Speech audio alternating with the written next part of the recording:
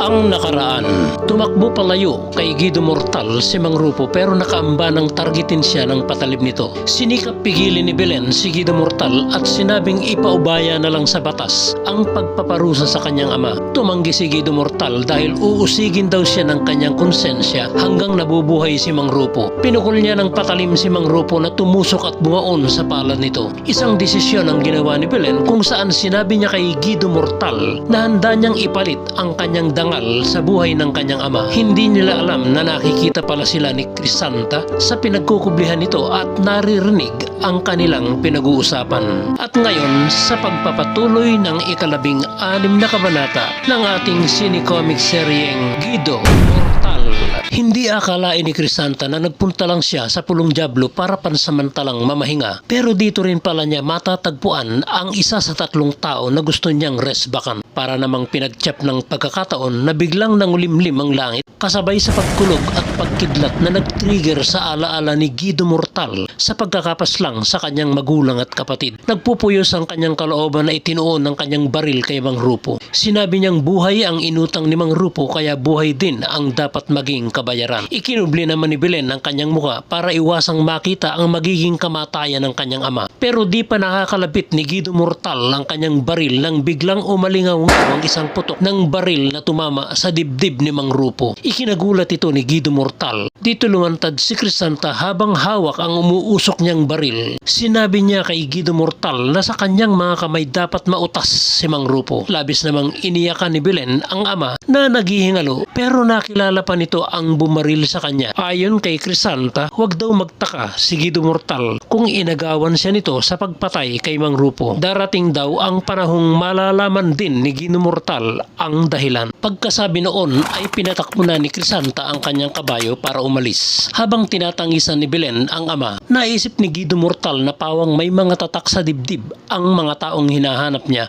para paghigantihan. Samantala, isang tauhan ng mayor ng San Isidro ang nakasaksi rin sa mga pangyayari. Nakaabot na pala sa kaalaman ng mayor na nakapasok na sa San Isidro si Crisanta na ipinaalam dito ni Norte. Pero tinyak niyang mananagot si Norte sa mayor dahil di pa pala nito napatay ang tunay na pistolerong si Guido Mortal pero kinubra na nito ang pabuya. Nagka-interes siyang siya na ang tumapos kay Guido Mortal para sumikat siya kay mayor, lalo na kung maipakikita niya dito ang bangkay ng tunay na pistolero at inasintan niya si Guido Mortal para barilin. Magtagumpay kaya ang masamang balak kay Guido Mortal ng tauhan ng mayor ng San Isidro? Bakit ganoon na lang ang concern ng mayor ng San Isidro sa pagbabalik ni Crisanta sa bayang kanyang pinamamahalaan? Abangan ang lalong umiinit na tagpo at mga pangyayari dito sa ating sine-comic seryeng Guido Mortal.